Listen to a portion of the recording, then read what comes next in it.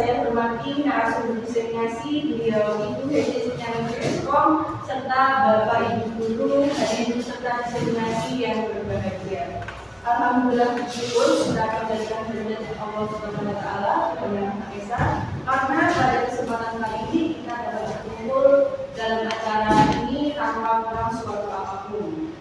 Perkenalkan, saya membacakan susunan acara untuk hari ini. Acara yang pertama yaitu pembukaan dan dengan sambutan, kemudian acara ini diseminasi, kemudian acara yang terakhir yaitu acara penutup. Baik, yang pertama pembukaan. Untuk kelancaran acara hari ini diseminasi dari Ibu Hesti, semoga membawa berkah manfaat untuk kita semua. Mari kita berdoa sejenak, menundukkan kepala, berdoa menurut agama masing-masing, dipersilakan. Berdoa selesai. Baiklah Bapak Ibu, saya mewakili Bu Hesti mengucapkan terima kasih karena Bapak Ibu sudah menyempatkan hadir untuk rawuh ke acara diseminasi hari ini, dan juga saya mengucapkan selamat dan dukungan kepada Ibu Hesti karena telah mencapai tahapan diseminasi dalam program Guru Penggerak. Sebelum itu, mari kita bersama-sama menyimak sambutan dari beliau Ibu Wakil Kepala Sekolah, Ibu Wahyu Gading Seri SPD. Kepada Ibu Wahyu, silakan.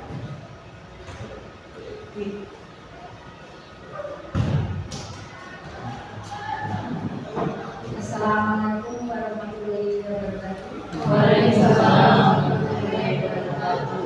Bapak Ibu Guru yang saya banggakan dan saya hormati, terima kasih hari ini kita melaksanakan kegiatan dari Guru Penggerak Ibu Hesti.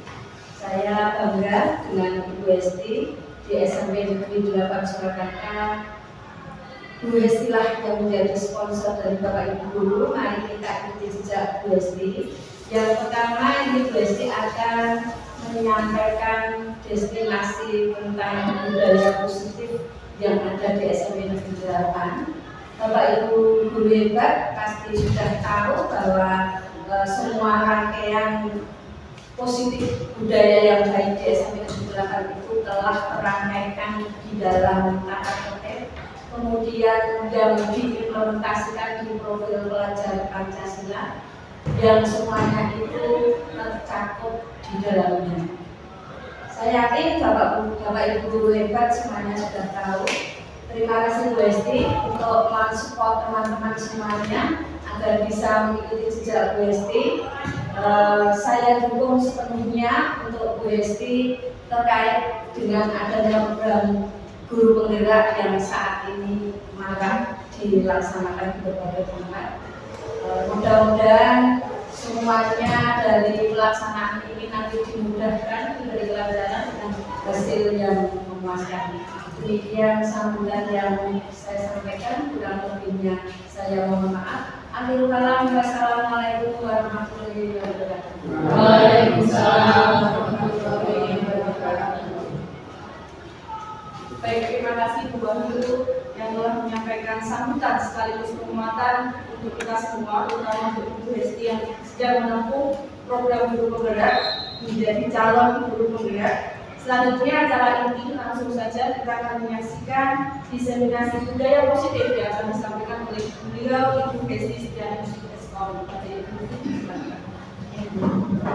Terima kasih Bu Sutina dan Bu Wahyu yang sudah membantu acara kegiatan ini.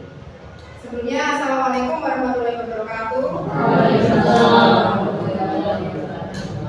Terima kasih Bapak Ibu Guru sudah dengan menghadiri kegiatan diseminasi penerapan budaya positif di sekolah. Ini sepertinya bukan semua gitu, maksud saya. Baiklah, biar nanti acaranya ini cair, kita santai-santai saja. Saya mau ajak Bapak Ibu Guru untuk berdiri ya Bapak Ibu. Bagaimana tepuknya? Kalau tepuk satu, ya satu bijinya. Tapi kalau tepuknya dua, ya dua. Kalau tepuknya tiga, kita ambil dua ke kanan, satu ke kiri. Jadi kalau satu, dua, kalau tiga, satu, dua, 3 ya. 1, 2, 3. Jadi kalau 5, 1, 2, 3, 4, 5 atau 1, 2, 3, 4, 5. Sudah tahu belum Bu? Belum ya? Tempat 1, tempat 2, belum 2 kali. Tempat 3, tempat 5. Lebih cepat ya Bu? 5. 5-nya 5 kali.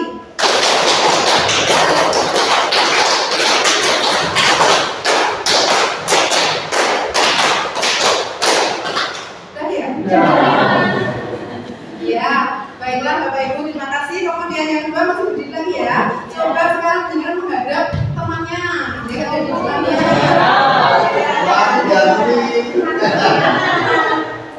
Ya, berhadapan, ya berhadapan. Kalau sudah sekarang dalam waktu 15 detik, silakan mendengarkan membuat senyum selebar-lebarnya pada dua, tiga, empat, Kelihatan giginya kan Bu ya? ya, sudah.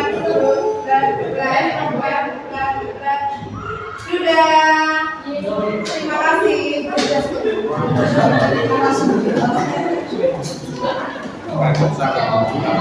Oke, Bapak, saja ya. Saya akan menyampaikan diskriminasi penerapan budaya positif di sekolah.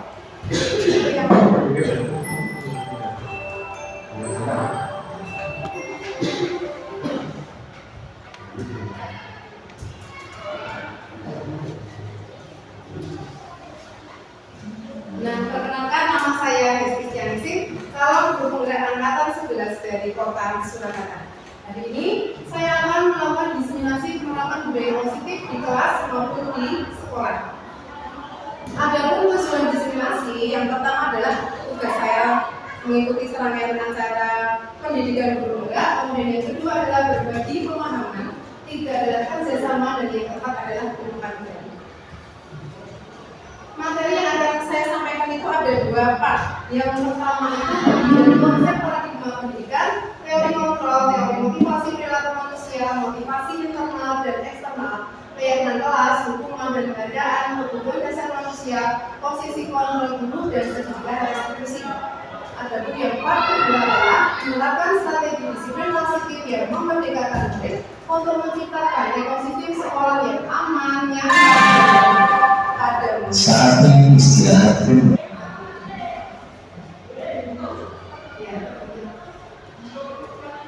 Kita masih ingat tentunya bahwa tujuan pendidikan itu sebenarnya apa toh? Menurut Bapak Ki Hajar Dewantara, bahwa pendidikan itu adalah menuntun segala kodrat yang ada pada anak agar mereka dapat mencapai keselamatan dan kebahagiaan yang setinggi-tingginya baik sebagai manusia maupun sebagai anggota masyarakat. Jadi kuncinya ada pada mencapai keselamatan dan kebahagiaan yang sesuai dengan kodrat alam dan kodrat zaman. Jadi di sini ada kata menuntun. Menuntun itu apa tuh sebenarnya Bapak Ibu? Menuntun jenengan menuntun itu apa? Menggandeng, melindungi, membersamai, mengarahkan. Ya, kalau membimbing benar sekali. Karena anak itu kan sebenarnya bawaan sejak lahir dia sudah punya potensi. Dia bukan kertas kosong, tapi dia kertas yang sudah memiliki warna yang abu-abu. Mereka butuh ditebalkan. Bagaimana cara menebalkan? Dengan cara menuntun tadi, kita harus tahu potensinya. Maka kita tuntun supaya anak tersebut tidak salah langkah. Sama seperti petani yang sedang menyampaikan benih. Perlakuannya tentu tidak sama nih Bapak Ibu. Kita menyebarkan benih yang sama, tumbuhnya tidak sama. Ada yang mati, ada yang layu, ada yang tumbuhnya lebih cepat, ada yang daunnya berwarna kuning, ada yang hijau. Itulah mengibaratkan karakteristik anak-anak yang kita didik. Lalu, apakah budaya positif itu? Budaya positif itu adalah nilai-nilai yang diyakini dan diterapkan oleh sekelompok orang dalam jangka waktu tertentu sehingga menjadi suatu kebiasaan. Sepakat ya Bapak Ibu? Ya, namanya budaya berarti sampai menjadi suatu kebiasaan. Bagaimana penerapan di sekolah kita? Nah, ini kita kaitkan dengan tujuan penerapan budaya positif. Tadi sudah disampaikan lagi bahwa memang sekarang yang kita capai itu adalah karakter. Karakter yang seperti apa? Adalah karakter yang sesuai dengan profil pelajar Pancasila yang ada 6 itu. Yang pertama adalah beriman dan bertakwa, menuntut yang esa dan berakhlak mulia. 2. Berpendidikan tobat. 3. Gotong royong. 4. Mandiri. 5. Kreatif. Dan yang keenam adalah bernalar kritis. Jadi sebenarnya perwujudan yang akan kita capai untuk anak-anak kita nanti setelah mereka menjadi manusia yang seutuhnya sejak menjadi siswa sampai lulus, mereka bergaul di masyarakat akan melekat di dalamnya profil pelajar Pancasila. Ini profil pelajar Pancasila itu harus kita dukung dengan nilai-nilai yang harus kita miliki juga. Adapun nilai seorang guru itu ada 5 Bapak Ibu. Yang pertama adalah berpihak pada murid, 2. Mandiri, 3. Inovatif, 4. Kolaboratif, dan yang kelima adalah reflektif. Apakah Bapak Ibu atau saya sudah melaksanakannya? Sejalan dengan nilai guru tadi, kita itu juga punya peran Bapak Ibu. Perannya juga ada 5, yaitu menjadi pemimpin pembelajaran, kemudian mendorong kolaborasi, mewujudkan kepemimpinan pada murid, menggerakkan komunitas praktisi, dan menjadi coach bagi guru lain. Jadi kita ibaratkan kalau semua ini bisa kita ambil peran ini, alangkah suatu pendidikan di kelas saja akan tercipta suasana yang sangat menyenangkan di Bapak Ibu. Ini dihubungkan dengan visi sekolah, bahwa visi itu adalah sebuah harapan atau cita-cita yang tidak diwujudkan oleh seluruh warga sekolah. Jadi dari tadi profil pelajar Pancasila itu harus tertuang di dalam visi kita, apakah sudah selaras atau belum, dan nanti dituangkan lagi di dalam misinya. Untuk menerapkan visi, kita bisa menggunakan yang namanya ilmu apresiatif yang akan dijalankan menggunakan konsep Bagja. Apa itu Bagja? Bagja itu namanya ada 5. Yang pertama adalah B, buat pertanyaan. Apa ya pertanyaannya ya? Berisi pertanyaan untuk menentukan arah penelusuran. Kemudian yang A, ambil pelajaran, yaitu memandu bagaimana pengalaman positif dari individu atau komunitas lain yang akan dijadikan pembelajaran. 3, gali mimpi, yaitu berisi narasi keadaan ideal jika prakarsa perubahan telah terwujud. 4, jabarkan rencana, yaitu identifikasi tindakan-tindakan yang akan dilakukan. Dan yang kelima adalah atur eksekusi, yaitu berisi membantu transformasi rencana menjadi nyata. Apa hubungannya dengan disiplin positif dan nilai-nilai kebajikan ya Bapak Ibu? Sebagai pertanyaan pemantik, ini ada 3. Kita jawab ya. Apakah hukuman dapat mendisiplinkan anak? Menurut penjelasan? Bisa. Betul. Bisa jadi. Belum tentu, berarti bisa jadi ya. Kemudian yang kedua, apakah hubungan dengan hal positif seperti membaca atau membersihkan halaman sekolah dapat meningkatkan disiplin anak? Bisa jadi. Bisa jadi juga ya. Yang ketiga, apakah memberi penghargaan dapat meningkatkan motivasi belajar anak? Betul. Belum tentu. Jadi jawabannya nggak bisa jadi semua. Tergantung anaknya. Ya, tergantung anaknya. Nah, ini sekarang ada makna disiplin. Di sini ada disiplin. Sebelum saya jelaskan, disiplin itu apa menurut penjelasan Bapak Ibu? Tertib, teratur, sesuai aturan, bertanggung jawab. Ya, semuanya benar. Disiplin itu identik dengan aturan dan sanksi. Yang kita lihat kan seperti itu ya Bapak Ibu. Kalau anak itu tidak mengenakan kaos kaki berarti dia tidak disiplin. Anak itu datangnya terlambat berarti tidak disiplin. Dia mengakibatkan anak tersebut harus menerima hukuman atau sanksi. Biasanya begitu ya. Disiplin disiplin diri bisa menggali potensinya menuju sebuah tujuan. Seharusnya begitu Bapak Ibu. Namun dalam budaya kita, makna disiplin telah berubah menjadi sesuatu yang dilakukan seseorang pada orang lain untuk mendapatkan kepatuhan. Jadi kadang anak itu terpaksa dia mengerjakan sesuatu karena takut nanti dihukum, karena takut mendapatkan sanksi. Untuk itu, maka kita harus mengubah paradigma kita bahwa disiplin itu yang sebenarnya adalah belajar menyadari diri sendiri untuk melaksanakan kewajiban dengan penuh tanggung jawab. Dan disiplin positif menumbuhkan motivasi intrinsik dari diri siswa. Jadi bukan karena terpaksa, tapi muncul dari dalam dirinya sendiri. Yang berikutnya adalah teori motivasi, hukuman, konsekuensi, dan restitusi. Nah, ini teori motivasi. Motivasi itu adalah setiap perilaku atau perbuatan yang memiliki suatu tujuan. Bagaimana kalau namanya teori motivasi itu?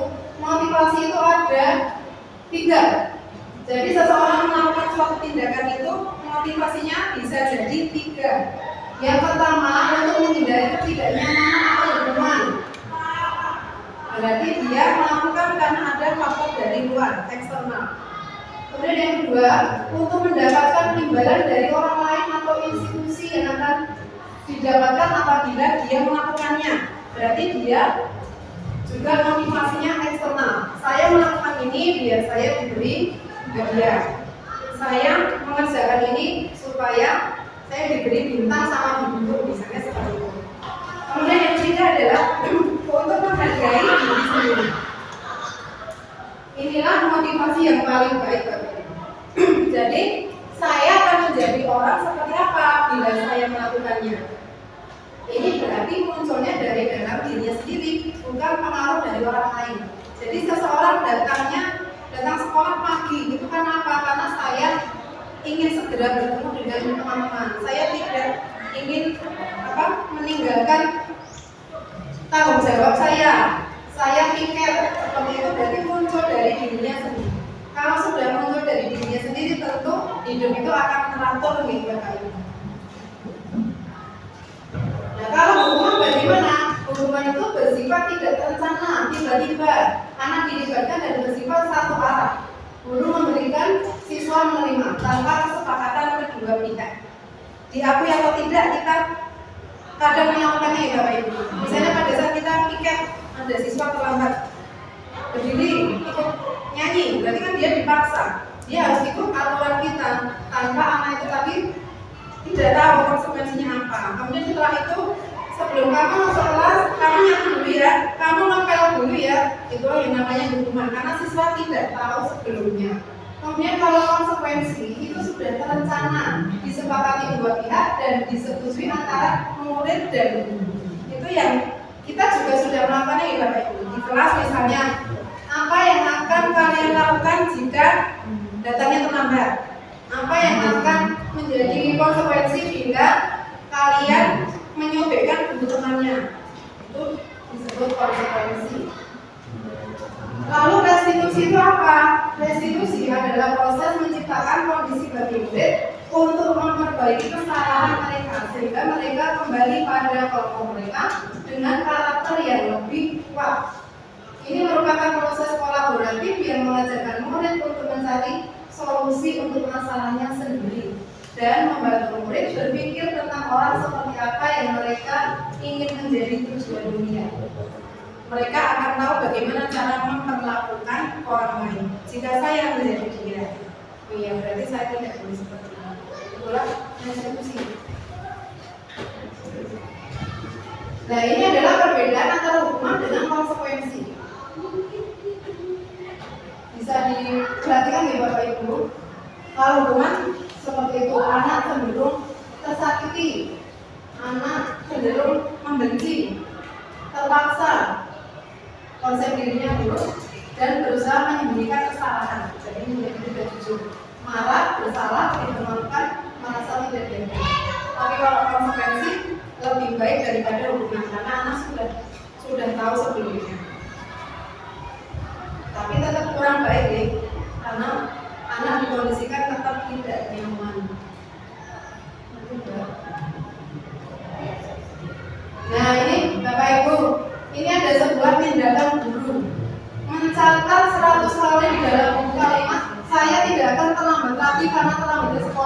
pendidikan ini hukuman atau konsekuensi? Hukuman. Kemudian lari mengelilingi lapangan basket 2 kali karena terlambat jadi di sekolah. Ya, betul. Murid diminta push up 15 kali karena tidak menggunakan masker ke sekolah. Menggantikan kertas tugas teman yang telah dicoret-coret. Konsekuensi, betul. Membersihkan teman lain di meja tulis karena tersenggol pada saat belajar. Konsekuensi. Murid disuruh untuk mengenakan sepatu seharian di sekolah karena tidak mengenakan sepatu hitam. Maksudnya melepas sepatu ya. Dan yang terakhir, lari mengelilingi lapangan basket karena terlambat 10 menit untuk pelajaran olahraga. Konsekuensi lain. Olahraga. Karena tadi sudah disepakati dulu di awal. Jadi Bapak Ibu sudah bisa membayangkan ya, oh iya berarti saya kemarin sudah melakukan hukuman konsekuensi. Lanjut Mbak. Sekarang tentang keyakinan kelas. Keyakinan kelas itu adalah nilai-nilai kebajikan universal yang disepakati secara tersirat dan tersurat lepas dari latar belakang suku, negara, bahasa maupun agama. Nilai-nilai kebajikan adalah sifat-sifat positif manusia yang merupakan tujuan mulia yang ingin dicapai setiap individu. Dengan mengaitkan nilai-nilai kebajikan yang diyakini seseorang, maka motivasi intrinsipnya akan terbangun, segera menggerakkan motivasi dari dalam untuk mencapai tujuan mulia yang diinginkan. Jadi tadi bukan terpaksa atau tidak mengharapkan imbalan, tapi karena memang butuh dari dalam dirinya sendiri. Ini sebagai contoh Bapak Ibu. Yang pertama, mengapa kita memiliki peraturan harus menggunakan helm bila mengendarai kendaraan roda 2? Kira-kira untuk keselamatan, untuk melindungi kepala, tidak kepanasan, tidak ditilang, menghindari kuman ya. Kemudian yang kedua, mengapa kita memiliki peraturan harus datang tepat waktu pada saat mengikuti pelajaran? Karena sudah ada kesepakatan dengan siswa harus disepakati terlebih dahulu. Ya, karena sudah ada kesepakatan, tidak berapa lagi. Rugi materinya kurang. Merasa rugi ya, merasa Kurang ya. Biasanya apa tuh?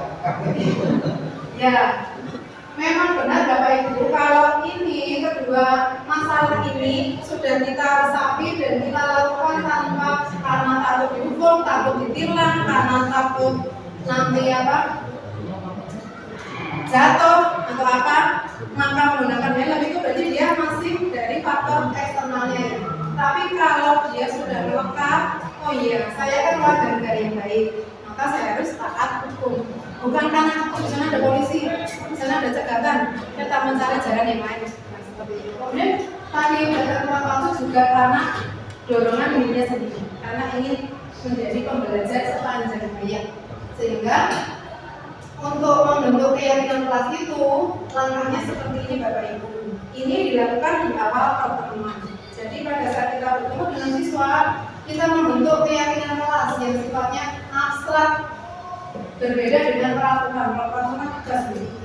Siswa dilarang ini, siswa tidak boleh ini.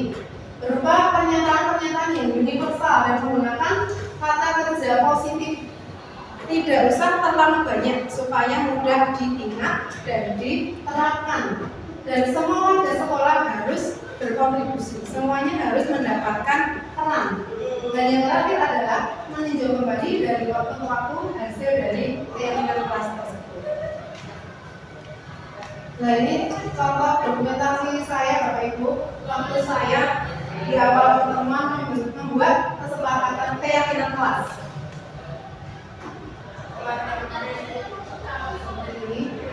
Dari banyaknya ini tadi, banyaknya surat pendapat anak-anak itu, maka tidak semua diakomodasi, tapi diambil saja. Saya bacakan ini, setuju apa tidak? Ya, setuju.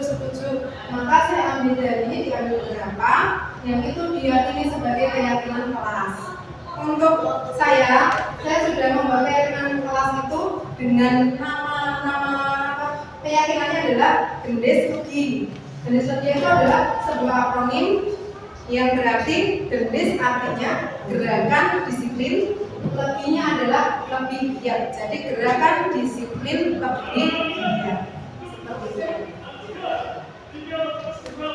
Nah, dari peraturan kelas itu meningkatlah menjadi keyakinan kelas dan didukung dengan lingkungan yang positif dan akhirnya menjadi budaya yang positif. Jadi suatu pembelajaran itu tidak akan menjadi suasana yang positif kalau tidak juga diimbangi dengan fasilitas sarana prasarana dari sekolah ini, karena kita butuh dukungan.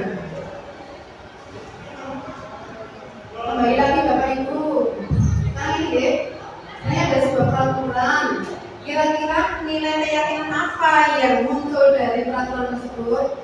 Dan ini selalu kembalikan buku ke tempatnya. Keyakinannya apa Bapak Ibu? Nilainya apa? Mengembalikan buku ke tempatnya. Disiplin, tanggung jawab. Disiplin juga bisa gitu. Dilarang mengganggu orang lain.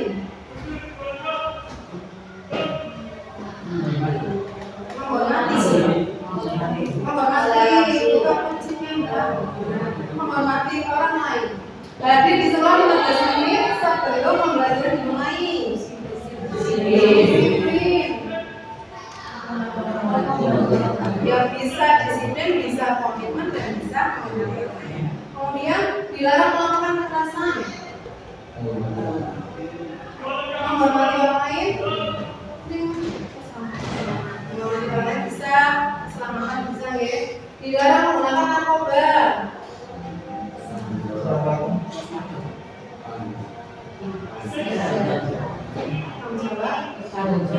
Kesehatan. Bergantian atau menunggu giliran? Sama kembali. Disiplin, menghormati. Iya. Ini terakhir pada saat ini.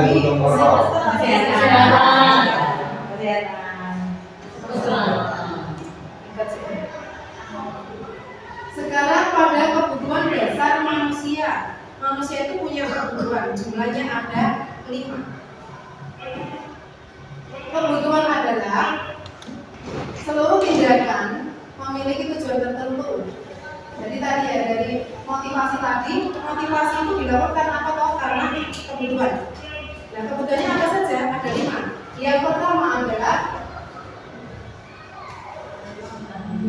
bertahan hidup, dan yang kedua adalah kasih sayang dan rasa terima, 3 kebebasan, 4 kesenangan, dan yang terakhir adalah permasalahan.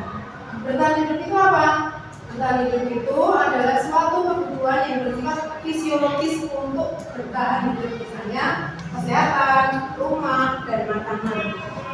Kemudian untuk kasih sayang dan rasa diterima itu adalah kebutuhan untuk disayangi dan diterima, meliputi kebutuhan akan hubungan dan koneksi sosial, kebutuhan untuk memberi dan menerima kasih sayang, dan kebutuhan untuk merasa menjadi bagian dari suatu kelompok. Contoh dari bertahan hidup Bapak Ibu, kalau kita amati waktu di pembelajaran. Waktu di pembelajaran itu kok ada anak yang punya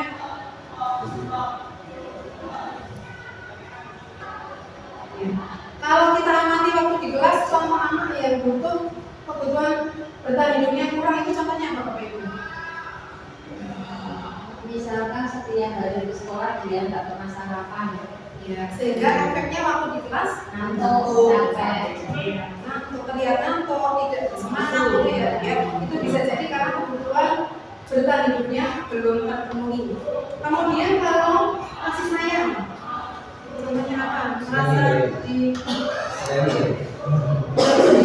Contohnya waktu di kelas itu kelihatannya seperti apa? Siswanya seperti apa?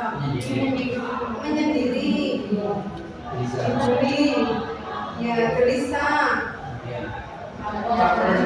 ya cari perhatian, benar sekali. Itu karena mungkin bisa jadi kebutuhannya dia, kasih sayangnya kurang.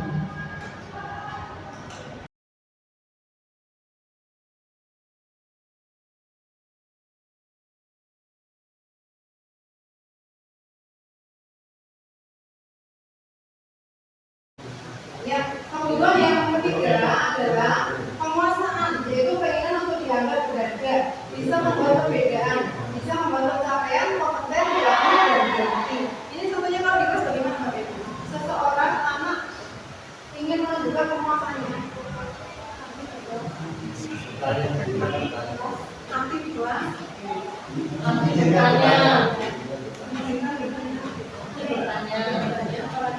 Kalau ini masalah semua ya, yang kelihatan sepertinya dia menimbulkan jadi masalah. Kalau tadi kan jadi nakal, kalau penguasaan ini sebenarnya apa? Ada anak yang ngatur temannya, ya ngatur temannya. Misalnya dalam kompetisi dia dominan sekali, pengennya mendapatkan yang anak yang pertama. Jadi waktu presentasi juga begitu, dia mendominasi. Yang pertama adalah kebebasan, yaitu kebebasan akan kemandirian, otonomi, memiliki pilihan dan mampu mengendalikan arah hidup seseorang. Dia juga ingin bebas, contohnya apa waktu itu kalau Mas?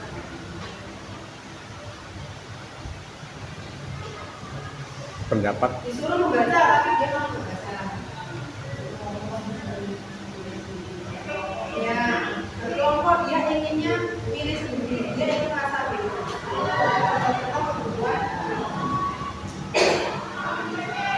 Yang kelima adalah kesenangan, yaitu kebutuhan untuk merasa senang, kebutuhan untuk mencari kesenangan, bermain dan tertawa. Ini contohnya apa Bapak Ibu?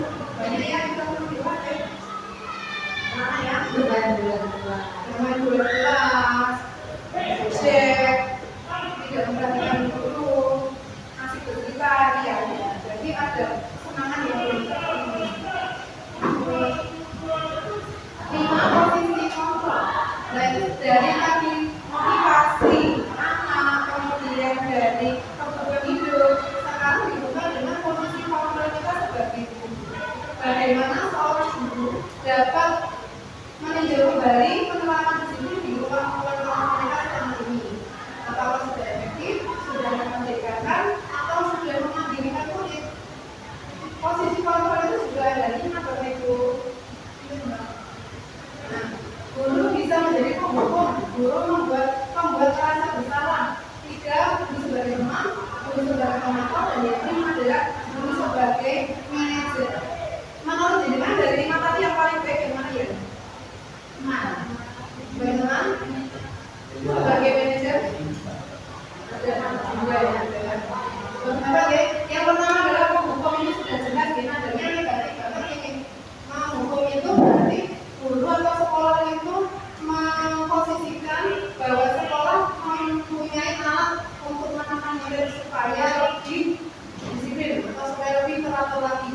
Misalnya dengan kata-kata kamu yang percaya atau awas ya, kamu selalu saja membuat salah. Pasti kamu selalu ya mengumpulkan paling akhir, atau kamu selalu membuat salah sembarangan. Itu terus diberi hukuman, itu adalah contoh penghukum. Hasil dari hukuman tadi anak menjadi benci, anak menjadi tidak suka, dan anak cenderung akan mengulanginya lagi. Yang kedua adalah posisi membuat merasa bersalah. Ini Bapak Ibu menggunakan kata-kata yang lembut, tapi akhirnya menusuk, akhirnya menyakiti. Contohnya apa? Ibu sangat kecewa sekali dengan kamu. Berapa kali Bapak harus memberitahu kamu ya? Gimana coba kalau orang tua kamu tahu juga seperti ini? Ini adalah contoh kata-kata membuat merasa bersalah. Jadi anak itu dibuat di posisi yang paling bawah. Berarti aku ini membuat orang lain kecewa, membuat orang lain tidak bahagia seperti itu.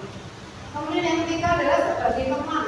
Sebagai teman ini bisa bernada positif, juga bisa bernada negatif, karena kita berusaha menyenangi seperti dunianya anak, sehingga guru sangat dekat dengan anak tanpa ada sekat.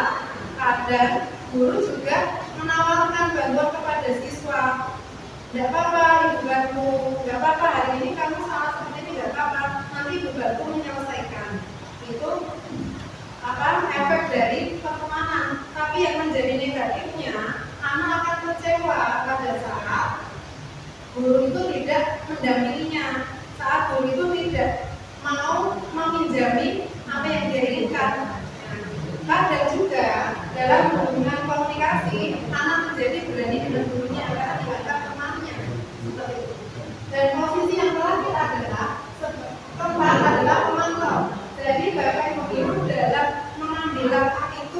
dia memantau dulu, mengumpulkan data-data dulu. Apa benar toh anak ini daftarnya sering terlambat?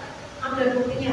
Apa benar anak ini sering tidak mengerjakan PR? Disertai dengan bukti, baru dikemukakan tindak lanjutnya. Itu adalah pemantau. Ini juga cenderung berkaitan dengan peraturan IB.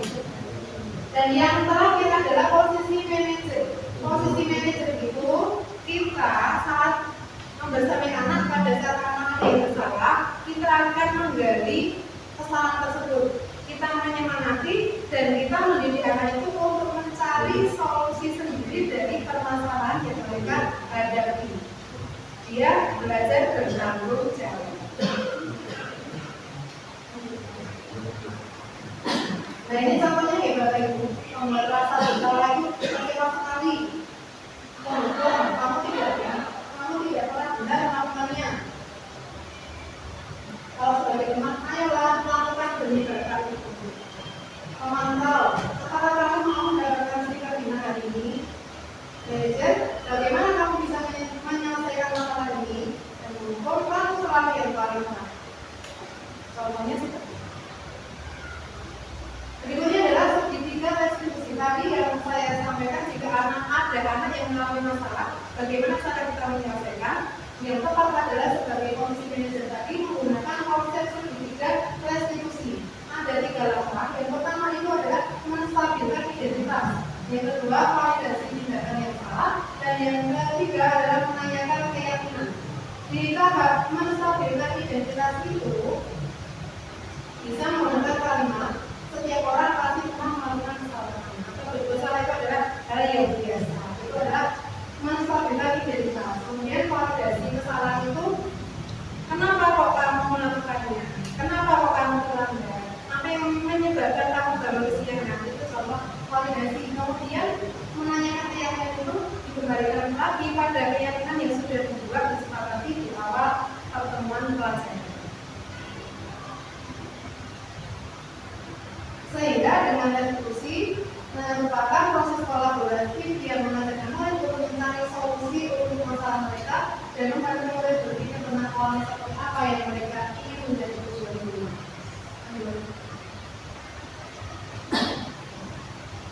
Ini disebut contoh dari masalah beridentitas tadi. Yang kedua adalah validasi kesalahan dan yang ketiga adalah menanyakan keyakinan.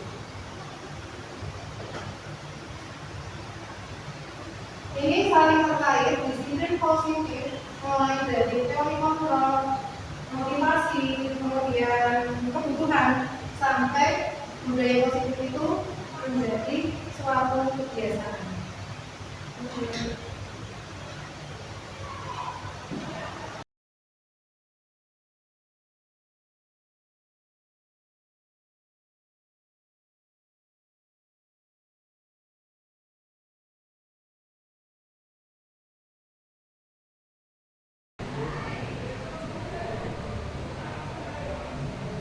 Bapak Ibu, berikut ini adalah contoh dokumentasi penerapan saya dalam membuat keyakinan kelas dan penerapan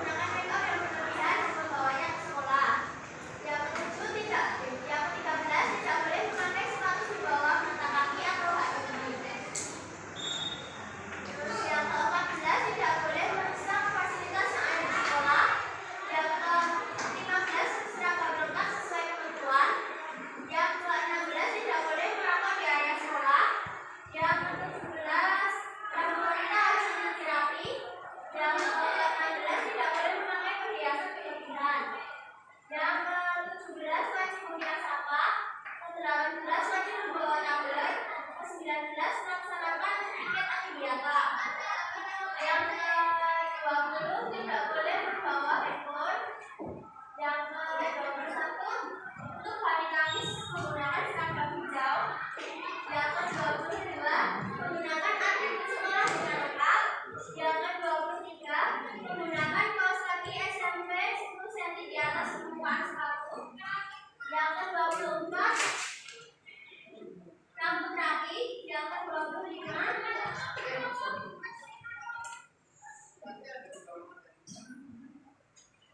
Bersama dengan orang tua ya. Ini hanya beberapa saja.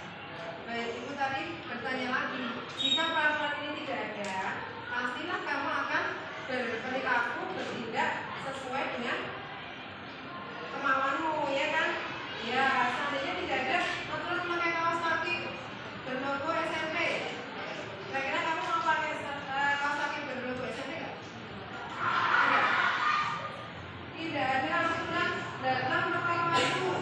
Kira-kira kamu akan tetap datang tepat waktu tanpa ada aturan nggak? Ya, sama sih. Tetap datangnya awal tanpa ada aturan. Jadi, kalau nggak ada peraturan, kamu mau datang ke sana jam berapa? Bangunnya ya. Maka, apakah sebenarnya peraturan itu? Untuk melatih kedisiplinan, untuk menertibkan. Ada suatu contoh, jika kalian diajak bepergian orang tuamu mengendarai sepeda motor di jalan raya, kira-kira kamu mengenakan helm apa tidak? Kenapa kamu mengenakan helm? Menjaga keselamatan, peraturan,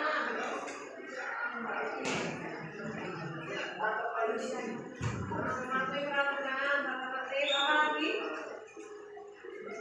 Kira-kira kalau tidak ada peraturan memakai helm, kamu pakai helm nggak? Kalau kamu diajak orang tua pergi ke Surabaya naik motor, kamu pakai helm nggak? Pakai. Jadi, kenapa kamu pakai helm? Karena biar saya selamat, biar saya aman, biar saya tidak kena bunyi, misalnya begitu ya. Jadi, kapan peraturan itu akan berlaku pada kamu? Bila mana kamu tetap menjalankan hal baik itu tanpa harus diatur. Itu kan apa yang berkaitan dengan pembelajaran kita. Tapi kan ada datang ke waktu kemudian tidak boleh merokok, tidak boleh bullying, berseragam lengkap, menggunakan atribut lengkap. Ini kan aturan global ya. Tapi apa saja yang berhubungan dengan pembelajaran? Anak-anak, dari peraturan yang tadi sudah kamu tuliskan ini, sekarang mari kita konsultasi lagi menjadi sebuah nilai-nilai atau keyakinan yang akan kita sepakati di kelas. Kira-kira apa saja? Siapa yang mau berpendapat? Ya, itu. Apa? Tidak gojek sendiri.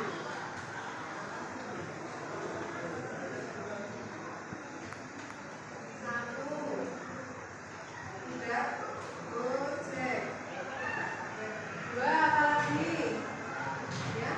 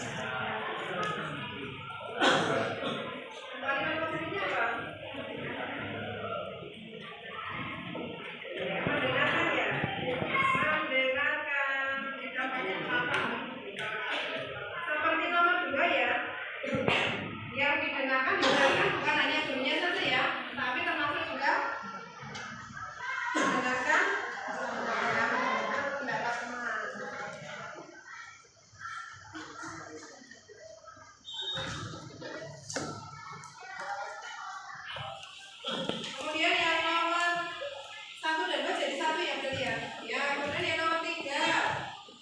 Tidak membuang sampah sembarangan. Itu membuang sampah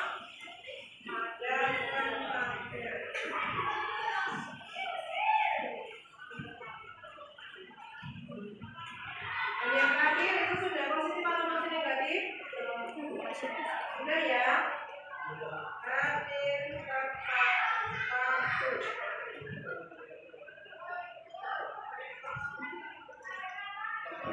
Jadi keyakinan kelas ini berarti kita sudah akan menerapkan yang namanya satu nilai kebajikan. Nilai kebajikan itu apa misalnya? Disiplin, tanggung jawab, sopan santun, menghormati, menghargai ya. Dari 3 kesepakatan ini berarti nilai apa? Nilai kebajikan apa yang akan kita gunakan? Kemudian menghormati.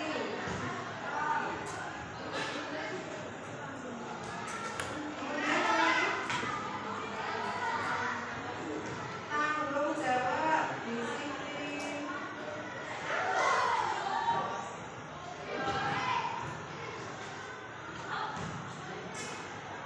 Yang membuang sampah tadi berarti apa?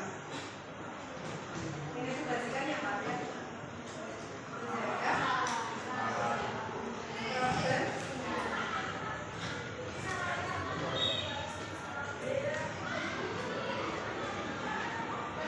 Ya, berarti di kelas 9 akan meyakini nilai-nilai yang kedisiplinan, tanggung jawab, saling menghormati, dan menjaga kebersihan. Apakah kalian sepakat? Baik anak-anak, tepuk tangan untuk kita dulu. Halo, Gendis. Gendis itu apa? Anda rasa bagaimana? Bicara sama adalah jadi gendis lagi ya. Gendis lagi itu adalah sebuah akronim. Akronim dari gerakan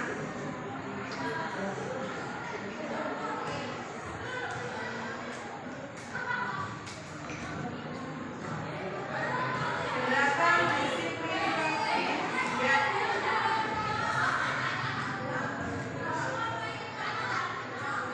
Yang luas, jadi disiplin hadir tepat waktu, disiplin mendengarkan guru, disiplin dalam membuang sampah, disiplin dalam melaksanakan tugas ya. Jadi jawaban kita adalah leading factor. Terima kasih anak-anak untuk keyakinan kelas 9A sudah terbentuk. Kita akan menyepakati bersama. Mungkin sebelum diakhiri ada yang mau meninjau ulang dari nilai latihan, dari disiplin, tanggung jawab, saling menghormati, menjaga kebersihan. Apakah ada yang perlu ditinjau ulang, menambahkan atau mengurangi? Ada tidak?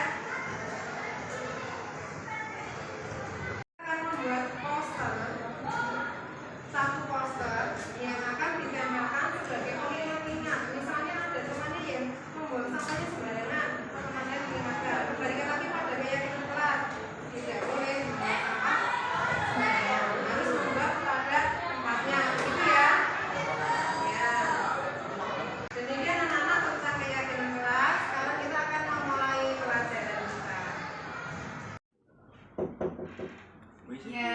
Ya, Alvin, silakan masuk.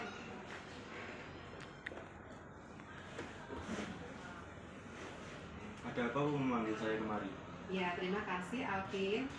Tadi Ibu lihat kamu tidak mengerjakan PR ya saat pelajaran informatika. Iya Bu, benar. Ya, tidak mengerjakan PR saat diberikan tugas dari guru itu apakah termasuk perbuatan yang baik? Tidak Bu, saya salah, saya minta maaf. Ya, tidak apa-apa Alvin, berbuat kesalahan itu adalah suatu hal yang manusiawi. Ibu juga pernah melakukan kesalahan. Alvin, kira-kira kenapa kamu kok tidak mengerjakan tugas dari guru?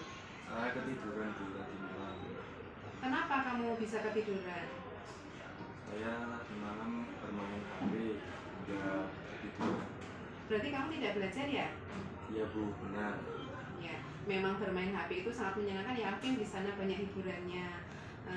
Kira-kira kamu mau nggak memperbaiki kesalahanmu itu? Iya Bu, saya mau. Apa yang akan kamu lakukan Alvin? mengerjakan tugas lebih awal dengan tanggung jawab. Iya, jika itu benar-benar kamu lakukan, berarti kamu itu sudah melanggar keyakinan apa kok Alvin dengan kesalahanmu itu? Bertanggung jawab, Bu. Nilai tanggung jawab itu penting nggak buat kamu? Penting, Bu. Kira-kira apa yang akan kamu lakukan dengan nilai tanggung jawab itu? Untuk menjadi pribadi yang baik, menghargai guru, menghargai teman, dan bertanggung jawab. Ya, Ibu catat ya, kamu berjanji tidak akan mengulanginya lagi. Iya, baik Alvin, kita sudah mendapatkan solusinya. Ibu yakin kamu nanti dapat menanamkan nilai tanggung jawab itu dalam kehidupanmu sehari-hari sehingga kamu benar-benar menjadi pribadi yang bertanggung jawab. Iya, Bu. Terima kasih. Ya, sama-sama Alvin. Ini waktunya istirahat, silakan kamu kembali ke kelas bersama teman-teman. Terima kasih. Ya.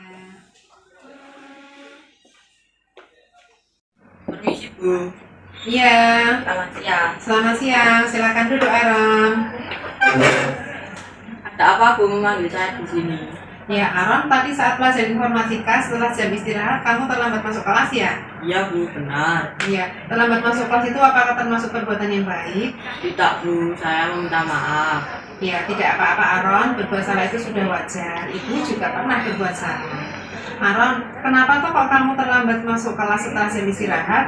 Tadi saya sarapan di kantin Bu, dan saya lupa kalau belnya udah bel gitu. Oh, berarti kamu mengabaikan suara bel ya? Iya Bu.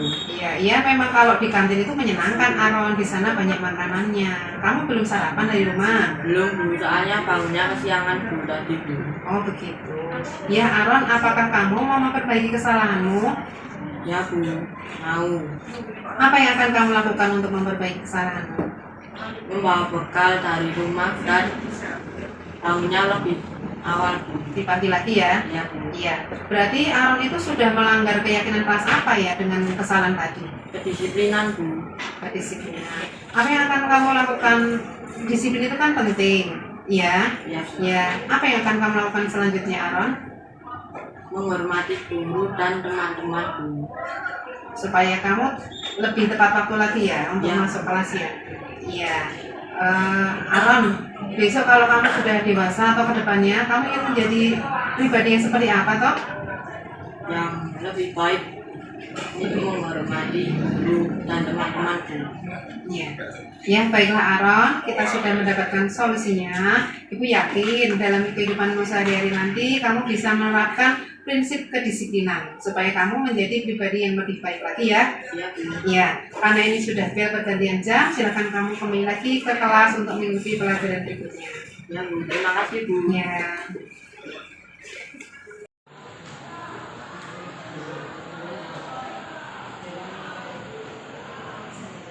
Apa tujuan tahap validasi kesalahan pada segitiga restitusi? Terima kasih Bu Marta atas pertanyaannya. Bu Marta menanyakan apa manfaat dari tahap validasi kesalahan pada penerapan segitiga restitusi ya Bu ya. Ya.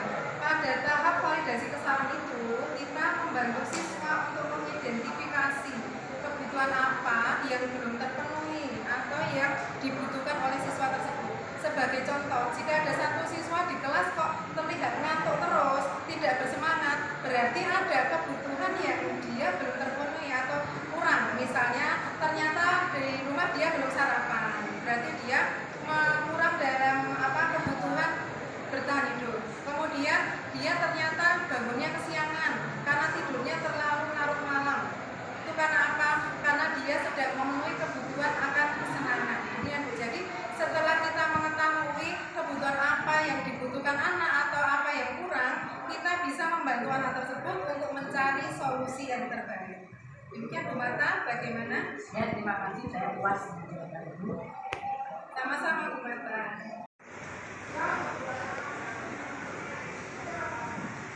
Mungkin masih ada dari Bapak Ibu yang mau menanyakan atau menanggapi? Oh ya, Bu Fatmi, mau silakan. Terima kasih atas waktunya. Saya di sini akan menanggapi saja. Kesimpulan saya begini, disertasi yang Bu Hesti sampaikan itu sudah sangat-sangat bagus. Ya, dilihat dari penyampaiannya sangat istilah dengan contoh-contoh, kemudian jelas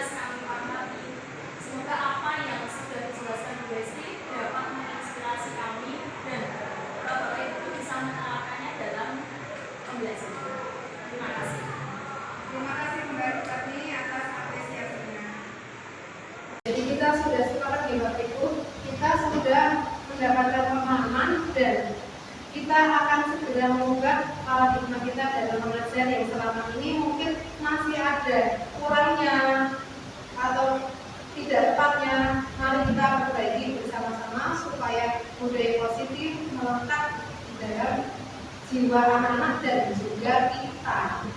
Terima kasih Bapak Ibu, semoga kita segera bergerak dan menggerakkan. Terima kasih. Saya akhiri. Wassalamualaikum warahmatullahi wabarakatuh.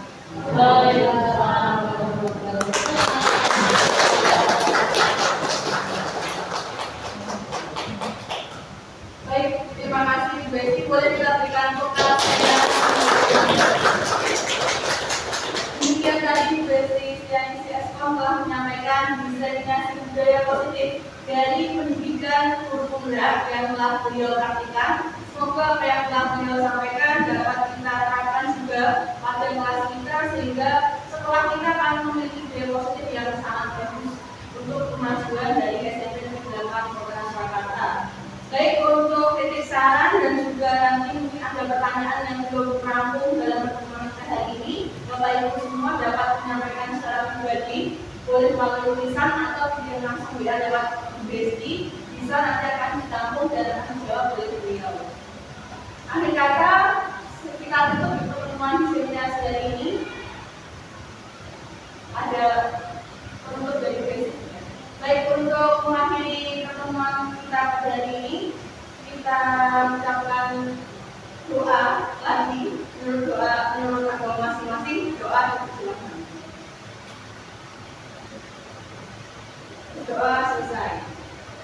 Baik Bapak Ibu, saya selaku MC mohon maaf bila dalam membawakan acara di diseminasi hari ini terdapat banyak kekurangan. Selebihnya saya ucapkan terima kasih. Wassalamualaikum warahmatullahi wabarakatuh. Waalaikumsalam warahmatullahi wabarakatuh.